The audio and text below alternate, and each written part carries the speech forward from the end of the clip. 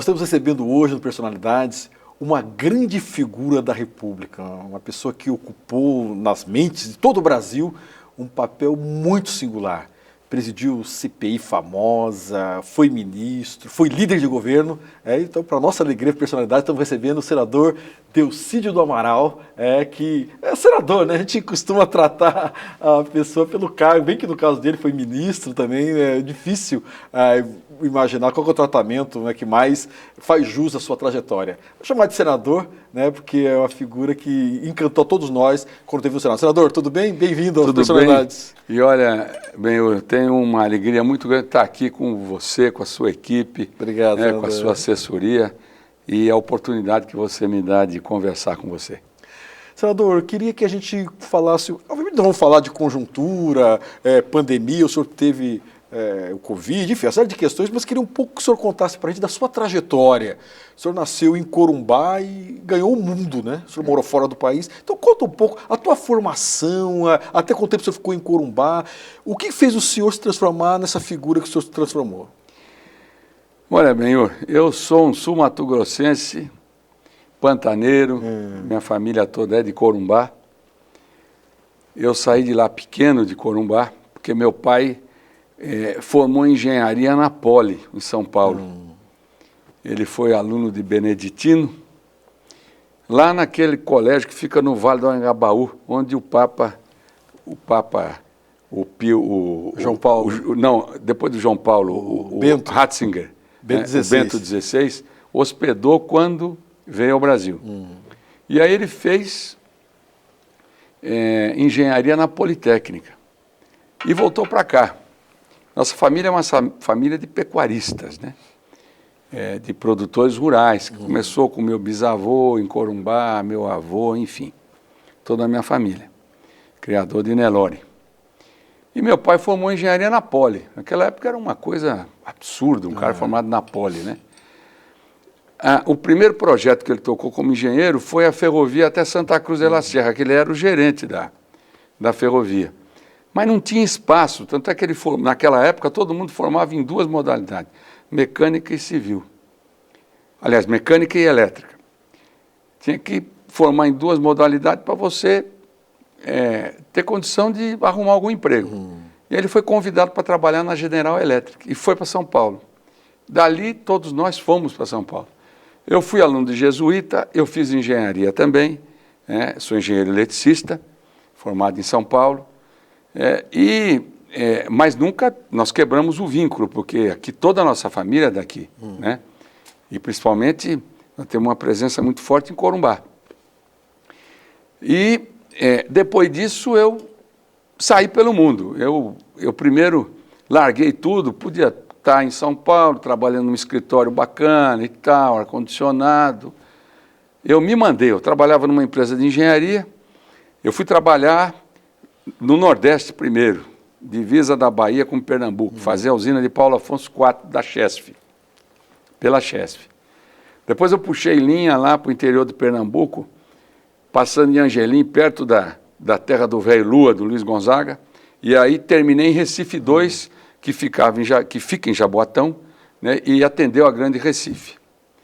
Quando eu fiz esse trajeto, eu fui convidado para tocar o projeto Tucuruí. Eu era eu sempre fui um cara ousado na minha vida. E eu fui para a Amazônia, bicho. Um bioma completamente diferente, né? Uma situação naquela época super difícil. Senador, vai perder o teu raciocínio. Só para o nosso telespectador se situar, que ano mais ou menos foi isso que o senhor foi para Tucuruí? Tucuruí eu fui em 1981. 81. Aí eu primeiro cheguei lá puxando linha de transmissão também. Subestação de Marabá, que era a interligação com o Maranhão através de Imperatriz e com o Nordeste. Depois fui para a Vila do Conde, que é uma subestação também que de rebaixamento, pega o 500 kV, a linha de extra alta tensão, baixa para 230 para entrar em Belém. Depois, eu comecei no sistema de transmissão, depois fui para a usina. Tucuruí hoje sob o ponto de vista de usina hidrelétrica, é a maior usina do Brasil, porque Itaipu é binacional, né? E nem Belo Monte, que foi agora, que está em operação agora, aliás, hoje me ligaram de Belo Monte, dizendo que Belo Monte bateu o recorde hoje de geração, 11 mil megawatts, às 13h35, horário de Brasília. Porque eu continuo com muito vínculo com esse pessoal. E lá em Tucuruí nós fizemos aquilo, uma obra extraordinária, um desafio, uma usina de 13 mil megawatts, um espetáculo de usina. Saí de lá com 8 máquinas rodando e montei um time do zero. Peguei time da região, valorizei o pessoal da região, dei aula para os caras, né? Aí trabalhei com a universidade para formar os engenheiros, as escolas técnicas para formar os técnicos. Quando eu fui convidado, eu me tornei o primeiro diretor empregado do sistema Eletrobras. Eu fui ser diretor de operação da Eletronorte em Brasília. Quando aí eu comecei a andar, que era a minha área de jurisdição, no Amazonas, no Amapá, em Roraima, em Rondônia, no Acre, em Mato Grosso, além do Pará e do Maranhão também. E foi uma época extraordinária, porque existiam muitos investimentos, então eu participei ativamente desses investimentos e eu conhecia o processo, porque eu sofri muito. Tucuruí é uma usina, sob o ponto de vista tecnológico, extremamente avançada para aquela época. Foi a primeira usina digital, de controle digital, que operou no Brasil. Naquela época não tinha memória estática, era memória de ferrite. O negócio... Nós usamos o PGW para interligar a subestação com a usina, para dar comando à distância, medir os megawatts que iam nas linhas. Aí eu virei diretor de operação. Nesse ínterim, eu fui convidado pela Shell para trabalhar primeiro no Brasil, depois fui para a Europa. Aí eu fiquei na Holanda baseado, porque a Shell é uma empresa anglo-holandesa, né? E a Holanda me ensinou muitas coisas. Morou quanto tempo? Você morou 2 anos na Holanda? Quase 3 anos. Quase 3 anos. E a Holanda me ensinou, como eu aprendi muito na Amazônia e no Nordeste também. Eu sou um brasileiro que posso dizer para você, eu conheço o Brasil inteiro e já andei em todos os estados. Graças a Deus, Deus me deu essa oportunidade. Mas na Holanda eu criei é um país que tem muita... Como através da Companhia das Índias, os holandeses andaram no mundo inteiro. Então é um país tolerante, é um país que respeita raça, respeita religião. E outra coisa importante também, qualquer pessoa na Holanda fala 4 idiomas, 5, é um país assim do mundo. E dali, como a Shell tem operações no mundo inteiro, eu conheci a Oceania, Oriente Médio, eu andei em tudo quanto é lugar, né? Quando aí eu recebi um convite para dirigir a Eletrosul, que as centrais elétricas do sul do Brasil, que é Rio Grande do Sul, Paraná, Santa Catarina, Mato Grosso do Sul. Eu fui para a diretoria de engenharia, né? E topei porque era um desafio grande, a empresa estava numa situação financeira muito ruim. Nós recuperamos a empresa em 2 anos e meio, mas debaixo de um cacete daquele, você imagina, movimento de sindicato e demissão e tal. A Ideli eu conheço da época, Ideli Salvati, que largava o cacete em mim lá. Mas Ideli Salvati, só para explicar, é uma parlamentar, parlamentar federal, estadual de Santa Catarina. Santa Catarina. Não sei se está nativa ainda, ela? Hein? Tá nativa, não, ela está na OEA. Na OEA. Mas uma bela figura, uma pessoa respeitável, né, que eu sempre respeitei muito. E ali nós recuperamos a empresa. Começamos a fazer as primeiras hidrelétricas privadas. Uma coisa assim... com participação privada, Itá, Machadinho, Campos Novos, no Rio Uruguai. Aí, claro, era diretor de engenharia, conhecia a região no detalhe também, né? Quando aí me convidaram para ser secretário executivo do Ministério de Minas e Energia, com o ministro Paulino Cícero, um homem honrado, um homem de bem. E depois peguei o ministro Alexis. Quando aí os ministros se desincompatibilizaram por causa das eleições, eu assumi o ministério. Quanto tempo, senador, o senhor ficou? Eu fiquei quase 1 ano. Quase 1 ano como ministro. E o presidente Itamar não queria muito negociar politicamente, então ele falou, Deus, eu sei que você toca o ministério, vai em frente aí, enfim. E eu fiquei no ministério. E nesse ínter eu fui presidente do Conselho da Vale do Rio Doce, né, durante 2 anos, ainda entrando no governo Fernando Henrique. A Vale não tinha sido privatizada ainda? Não tinha sido privatizada ainda não. Eu fui presidente do Conselho da Vale. E aí voltei para a Eletrosul, porque eu era de carreira, né? Eu voltei para a Eletrosul. Quando aí eu fui convidado, aliás, a primeira vez, aí eu saí da empresa para ser candidato a governador aqui. O Flávio Derzi, nosso amigo Flávio Derzi. Eu fui deputado com o Flávio Derzi. Grande figura, e ele te respeitava muito. Sei que foi um deputado federal proeminente, um talento incomparável na política de Mato Grosso do Sul, um cara muito competente, né? E que ajudou muito o Flávio lá, na famosa comissão de meio ambiente, igualdade racial. Só para situar também quem está acompanhando, já é falecido, faleceu jovem, né? Jovem. Foi deputado vários mandatos, uma base muito forte em Ponta Porã, uma família muito tradicional aqui, Flávio Derzi, né? Flávio Derzi. Flávio Derzi. E aí o Flávio começou a botar na minha cabeça que eu tinha que fazer política, eu tinha que voltar para o Estado. Eu tentei uma incursão para ser candidato a governador, e o Flávio tinha tanta razão nisso, que nesse ano de 98 elegeram o Zeca. O Zeca, né? Mas aí eu fui picado pela mosca azul, né, da política. Aí não foi dessa vez, em 2002 eu recebi um convite para ir para o PT, para o nosso antigo partido. Né? Senador, vou interrompê-lo porque tem um ponto importante na sua trajetória, que foi o senhor ocupar uma diretoria na Petrobras também. Né? Ah, sim. No governo Fernando Henrique Cardoso. Sim, no governo Fernando Henrique Cardoso eu fui diretor de gás e energia da Petrobras. Foi um período de racionamento de energia no Brasil. Porque a tese era o seguinte, o mercado se autorregulava, né? Regula nada. O governo tem que dar uma orientação para mostrar para onde é que o país vai. Montamos um programa que passa por esse gasoduto Bolívia-Brasil, que eu tive a honra de inaugurar, que foi feito na minha gestão. E como corumbaense deve ser um espetáculo. Uma alegria, e como sul mato-grossense, tanto é que nós negociamos com a Receita, o ICMS do gás natural vem todo ele para o cofre do Estado. Do Estado. E, em determinados momentos, chegou a representar 17%, 18% da receita. Não é mole, não. E ali nós tínhamos que ancorar esse gás, porque a gente chamava de take or pay, né?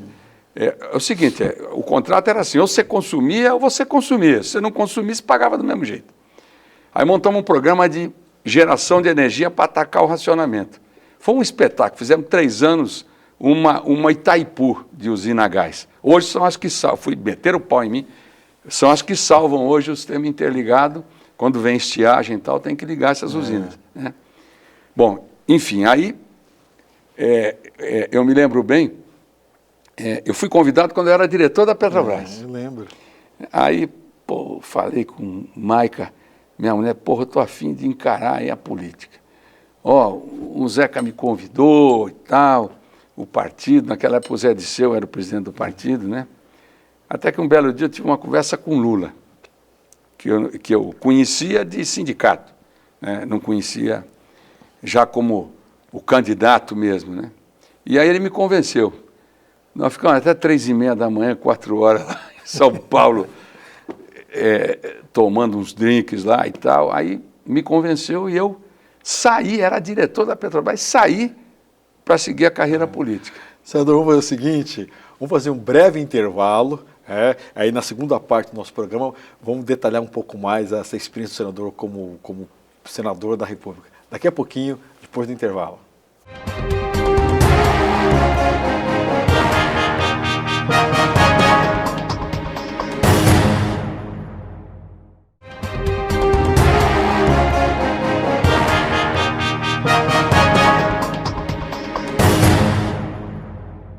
Então vamos lá, personalidades conversando com o senador, conversa super agradável, conversa boa, quando no intervalo a gente continua conversando. O que aconteceu aqui agora?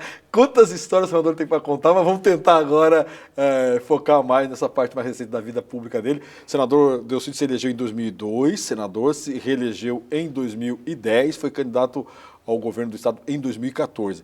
Senador, tem várias coisas para contar da sua vida política, mas um ponto que não tem como deixar de tocar, foi a CPI dos Correios, que o senhor presidiu em 2005. 2005. Conta rapidamente para como é que foi essa sensação de um estado pequeno como o nosso, o senhor presidir, talvez uma das comissões mais importantes até hoje da nossa história. Na verdade, Benhur, a CPI dos Correios ela surgiu de uma denúncia da revista Veja.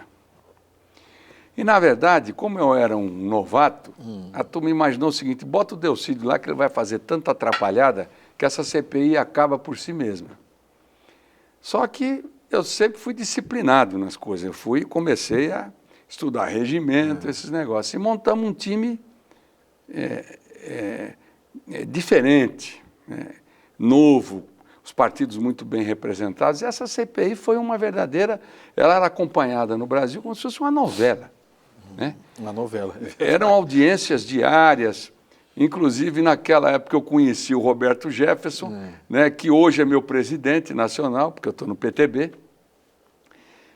E foi uma CPI com começo, meio e fim, uma CPI competente, muito com relatores extremamente rigorosos e responsáveis. Foi uma CPI que durou 11 meses. Nós fizemos toda a investigação, você foi parlamentar, você sabe, no meio de brigalhada, o relatório final impecável. E praticamente o judiciário acompanhou as decisões da CPI.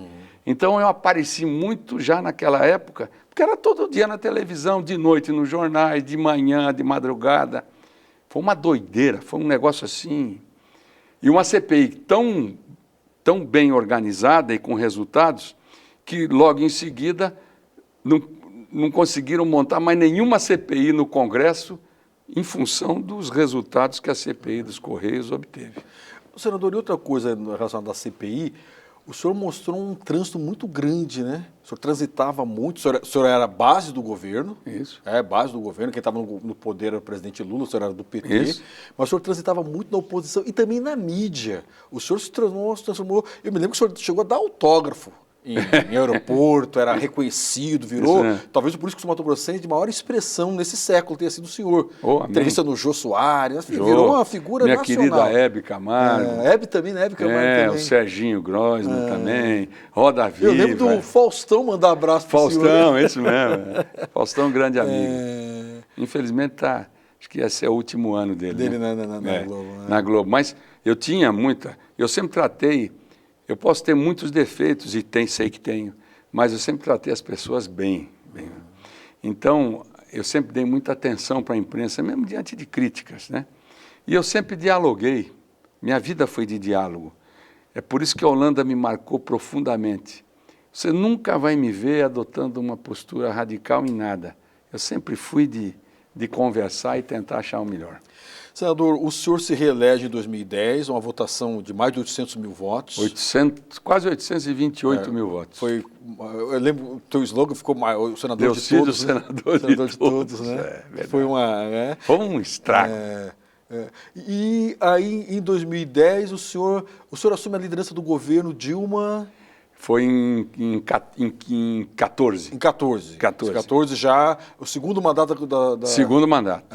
E aí, tinha sido reeleito. O senhor que conheceu o auge da política, que era uma pessoa reverenciada, acabou tendo um fato muito grave na sua vida política. Sem dúvida. Que foi a sua prisão. Isso. E depois o senhor perdeu o mandato. Isso. Queria que o senhor contasse um pouco para os nossos telespectadores, do seu ponto de vista, até porque depois o senhor foi absolvido, tudo, mas enfim, conta um pouco como é que foi essa sensação do auge e como é que o senhor lidou, o senhor acabou lidando com essa questão tão dolorida de ter caído, de ter ocupado a mídia numa situação tão desvantajosa, senador.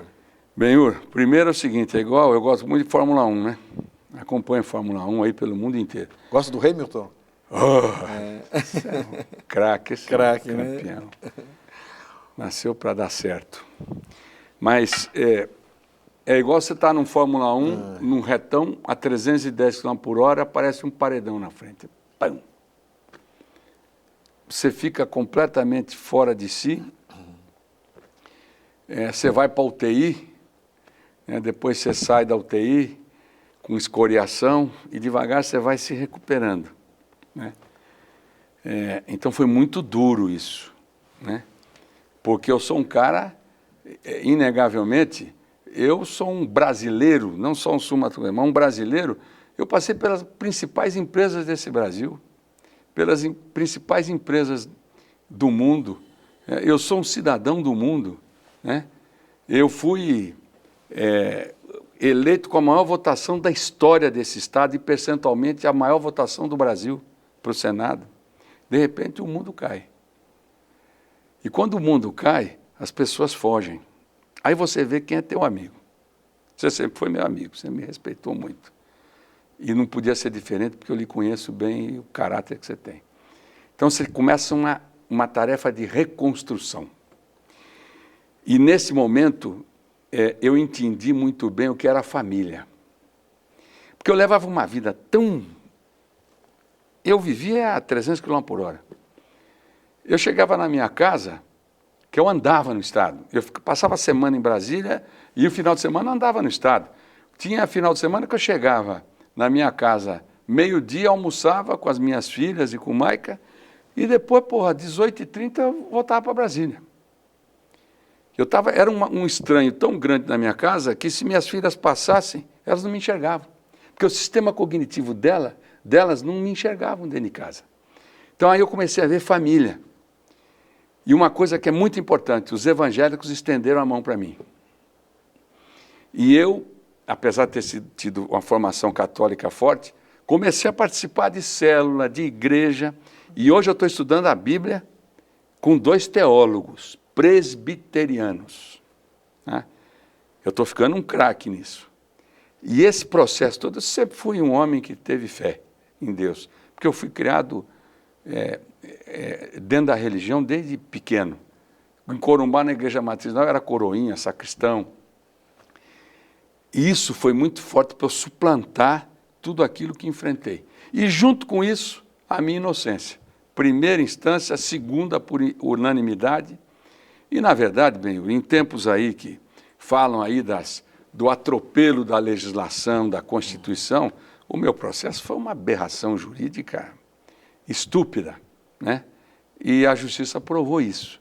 Mas a duras penas. Se você passa por muitas situações difíceis, você tem seus negócios operando estavelmente, aí banco não quer fazer negócio com você mais. Ou seja, não é só o processo em si, as consequências são muito difíceis de você administrar. Você tem que ter uma fé inquebrantável. Senador, e até ainda nesse tópico aí, o senhor chegou a experimentar momentos de profundo desespero, assim, porque eu fico imaginando esse impacto na tua vida, né? Sim. O senhor foi privado de liberdade, o senhor foi criticado, o senhor perdeu aquele status, aquela coisa, até que fazia a sua razão de ser, o senhor mesmo reconheceu que o senhor vivia daquilo lá. Chegou a viver esses momentos de desesperança, de desespero, senador? Vários momentos difíceis. E o que me segurou foi a religião e a família, e os amigos. Porque eu tive surpresas, eu tive frustrações com os amigos, mas tive grandes surpresas. Pessoas que me consideravam muito e que eu não percebia também. Né? Mas passei por momentos de, desespero é pouco. Senador... E tudo te passa na cabeça. Você consegue raciocinar em contextos assim, absolutamente fora de qualquer lógica, de qualquer sensatez. Pensa no pior. Duro. Senador, e a gente fala que a política é a única atividade que a gente pode morrer e ressuscitar várias vezes. O velho Ulisses falava isso muito. E o senhor, em 2018, né? 2018. Conseguindo essa sentença favorável, foi candidato e mudou de partido e se coloca, agora com muitas marcas, né? Mas tem mágoa ainda, senador? O senhor, não, quando se refere, o senhor se sentiu abandonado, enfim, mas o senhor é uma pessoa magoada ou o senhor já superou? O Fernando Pessoa, ele tem uma frase que diz assim, de quem questiona a vida não entende, né? Eu não sei se eu entendo, mas não questiono mais. Agora, eu nunca, até por formação, eu nunca tive ódio e tive ranço. Eu aprendo com os erros, mas não fico remoendo, sabe por quê? Que isso faz mal para a alma. Você acha que fazendo isso, você está tentando destruir alguém. Você está se autodestruindo quando você passa a ter mágoa, tristezas. Isso não ajuda. Você tem que olhar para frente e aprender com os teus erros. E eu errei em muitas coisas e ao longo desse tempo todo procurei corrigir. Não corrigi todos, mas a gente vai evoluindo. O importante é você sair de uma situação dessa melhor do que você entrou. Senador, deixa eu até aproveitar o nosso programa para conhecer mais as pessoas, a biografia, mas não tem como deixar de aproveitar o seu conhecimento para perguntar alguns temas de atualidade, se eu puder rapidamente. Legal. Temas complexos, mas rapidamente. Privatização do setor elétrico, senador. O senhor acha possível privatizar através de medida provisória? Como é que o senhor vê? Não, isso que foi colocado aí, você ter o direito de veto que foi usado na Vale do Rio Doce. Não tem nenhuma novidade. Né? A Eletrobras ficar minoritária, idem. O BNDES coordenar, claro. Mas o setor elétrico hoje é muito complexo, porque o setor elétrico é um setor altamente imbricado. O que é imbricado? Você tem estatal, você tem privado e estatal juntos. Né? Vamos tirar as nucleares, vamos tirar Itaipu. Mas não é só isso. E para você privatizar uma empresa, você tem que fazer due diligence, você tem que andar pelo mundo para mostrar os números da empresa. Eu acho muito pouco provável que se faça a privatização da Eletrobras. Você pode, eventualmente, pegar pelas beiradas algumas empresas, mas é complexa. A holding é muito complexa. Não senador, é assim. Senador, rapidamente também, o senhor que é uma pessoa, você foi muito ligado ao desenvolvimento, essa questão da rota bioceânica aqui, o senhor acha que vai impactar muito o desenvolvimento do Mato Grosso do Sul? Eu acho que sim. Eu acho que sim, porque eu acho, Benhur, uma coisa interessante é o seguinte, a gente olha muito para São Paulo, para o Paraná, para Minas, né? O Milton Nascimento que dizia, quando o Brasil vivia no litoral, disse que o Brasil vivia de costa para o Brasil, né? Nós vivemos de costa para a Bolívia, para o Paraguai e para o Chile. A nossa saída é para lá.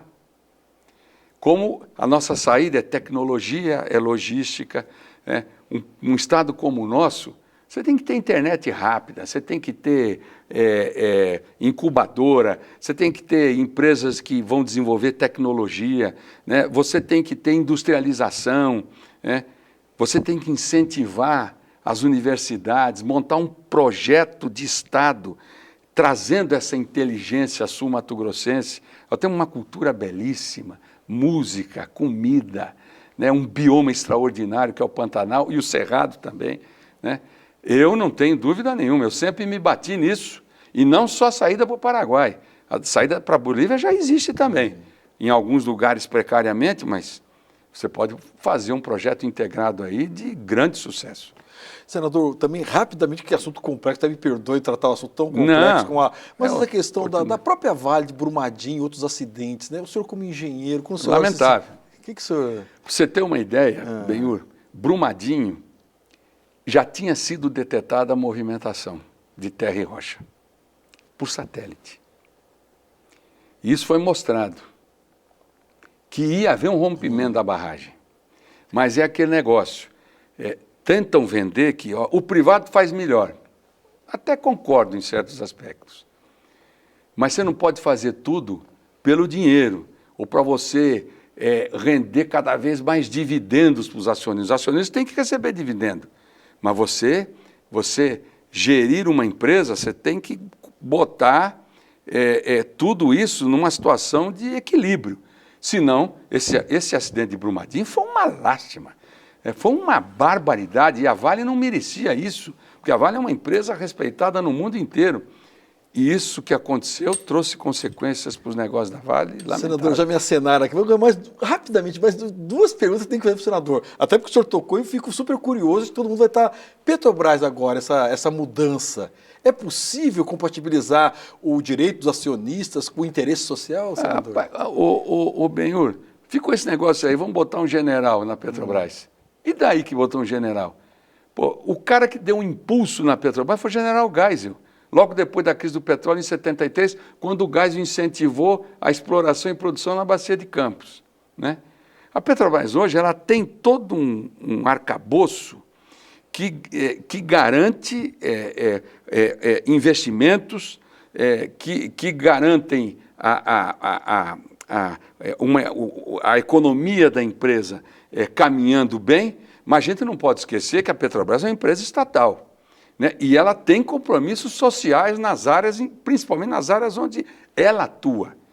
Qualquer empresa no mundo tem compromisso social. Você, inclusive, estabelece valor de ação não só pela eficiência da empresa, mas pelo compromisso social que tem, né? Hoje você não consegue separar uma coisa da outra. Você não pode ganhar rios de dinheiro só como empreendedor, você tem um compromisso social como empresário. Ambiental, social. Ambiental. Senador, agora prometo encerrar mesmo. O senhor pegou Covid, teve dengue simultaneamente, ficou 23 dias internado, o senhor estava me contando. Se o senhor pudesse dirigir as pessoas que estão nos acompanhando, o senhor vivenciou a pandemia no seu corpo. Que lições o senhor também aprendeu dessa terrível doença, senador? Eu peguei uma pedreira. Eu fiquei 23 dias, como você falou. E essa doença é uma doença terrível. As pessoas, elas, de certa maneira, depreciaram a Covid. A Covid é uma gripe, não é uma gripe. A Covid, ela faz um estrago no fígado, nos rins, no coração. Eu fui, por exemplo, tratado com antibiótico, com corticoide, com dipirona, que é para febre e para dores, tomando injeção na barriga por causa de trombose. Então, ela hoje você está bem, seu nível de oxigenação cai, daqui a pouco você interna, entuba. Aí, meu amigo, e eu saí, fisioterapia, quem foi entubado faz fono, dependendo do caso, né? E quem faz traqueostomia, então, ele vai passar anos e anos tentando se recuperar. Então, nós precisamos tomar todas as precauções possíveis e colocar no Brasil, de uma vez por todas, as vacinas necessárias, porque senão nós teremos um ano muito difícil em 2021 ainda.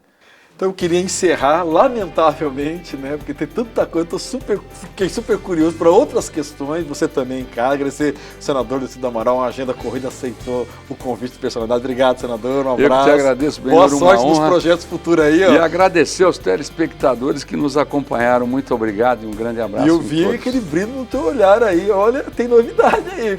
Você lembra do brilho lá atrás, em 2001? Sentido, 2001. Com a conversa com o senador, eu senti aquela mesma pegada. Muito obrigado a você, até a próxima oportunidade com o programa Personalidades.